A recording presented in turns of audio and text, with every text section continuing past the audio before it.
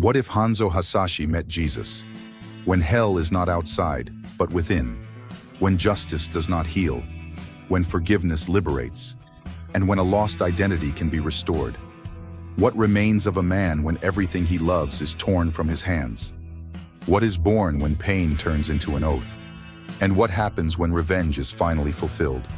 And yet the emptiness remains. Hanzo Hasashi died twice.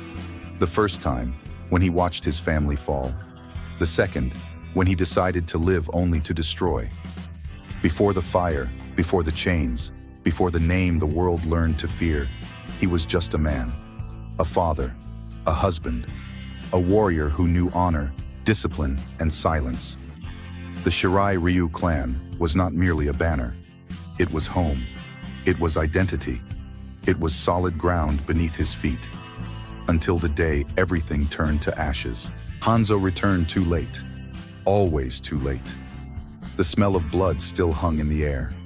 Burned houses, motionless bodies, the crying that no longer came. He walked among the dead like someone who refused to accept reality. He called out names that did not answer. He fell to his knees where laughter once existed. He touched his wife's face as if warmth might still return. He held the small body of his son, absurdly hoping it was all just a nightmare. But the world did not wake up. It was there that something broke beyond repair. There was no time for mourning, no space for long tears. There was only one question, hammering like a rusted nail in his mind. Who did this? And soon after, an answer grew like poison. Someone will pay. Justice, in that moment, seemed simple, linear, direct. Kill those who killed. Destroy those who destroyed. Make the world feel the same pain he felt. Hanzo descended into hell carrying that oath, and hell welcomed him with open arms. When he returned, he was no longer the same. Fire merged with hatred. Chains became extensions of his will.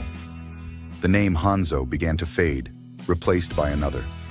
A name that remembered no family, no past, no humanity. Scorpion, the specter of vengeance, the fist of wrath, the echo of a pain that never healed. He killed, repeatedly. Every strike carried the memory of what was lost. Every enemy scream seemed to justify the next blow. Every victory brought a second of relief, followed by an even greater silence. Revenge worked, but only for moments. Then the emptiness returned. He told himself this was how it had to be. That hatred kept him alive. That fire prevented him from feeling the cold of absence. That justice demanded blood. But on nights when combat ceased, when there were no enemies in sight, something stared back at him from within. A silent hell. This wasn't supposed to end like this, he murmured, not knowing to whom. But hell does not answer questions. It only feeds cycles. On one of those nights, when the battlefield was covered in ash and smoke, Scorpion withdrew. The chains still dripped with blood. The fire in his eyes burned less with fury and more with exhaustion. He walked toward a rocky area, far from screams, far from war. The sky was heavy, as if the world itself were tired. He stopped, not by strategy, by weight. I did what I had to do, he said in a hoarse voice. So why doesn't this end? The wind passed between the stones, bringing only echoes. Scorpion lowered his head for a moment. The name Hanzo tried to surface. He pushed it back down. He did not want to remember. Remembering hurt more than fighting. Then he felt it. Not an attack, not a threat, a presence. He turned in a swift motion, chains ready, body tense. Before him, a few steps away, stood a man. Simple garments, no weapon, no defensive posture, no fear. Scorpion narrowed his eyes. Many had tried to deceive him with false calm. All had failed. If you came to die, you chose the right place. His voice came out like embers. The man did not retreat. He looked at him with something Scorpion did not immediately recognize. It was not challenge. It was not contempt. It was sorrow. You already died, he replied with firm gentleness. And you keep fighting as if you still need to prove something. The words pierced the armor of hatred. You don't know who I am. I know who you were, the man said, and I know who you are trying not to be. Scorpion felt the fire intensify. Speak carefully. The man stepped a little closer. The ground seemed unaffected by his presence.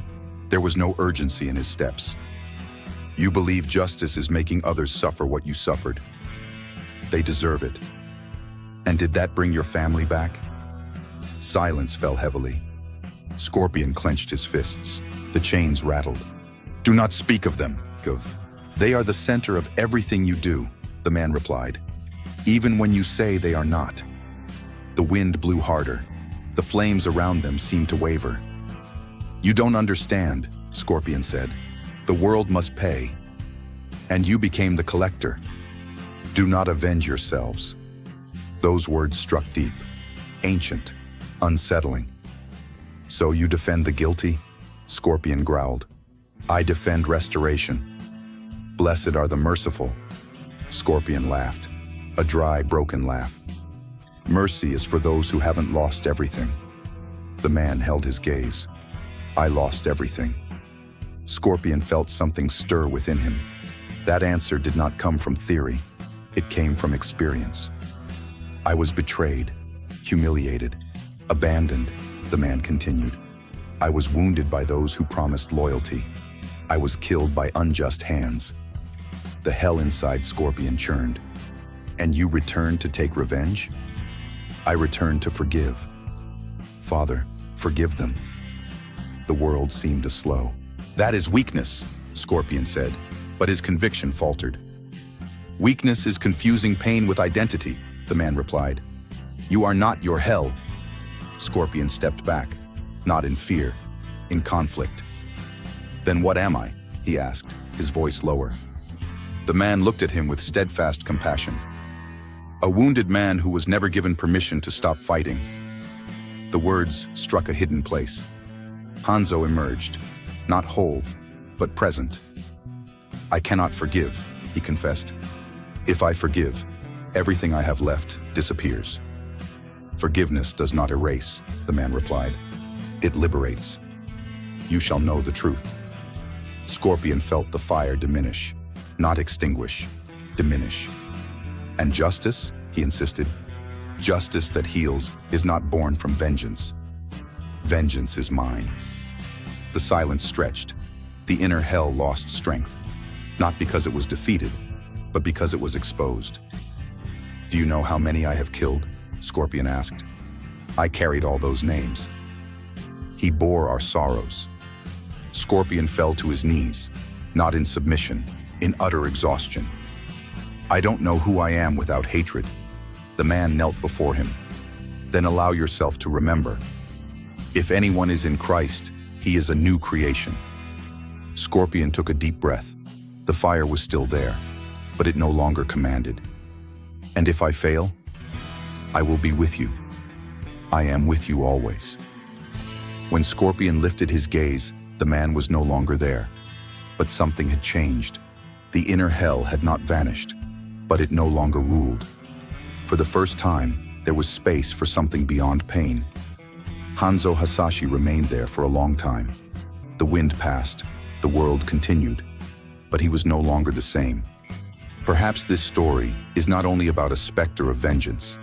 Perhaps it is about you, about pain that became identity, about justice that never healed, about forgiveness you fear because you think it will empty you. Jesus does not erase the past. He restores who you can still become. If today you feel this hell within you, do not feed it. Simply say, I don't want to live like this anymore, and allow yourself to be restored. If this story spoke to you, write in the comments, I choose restoration. Share it with someone who lives at war inside.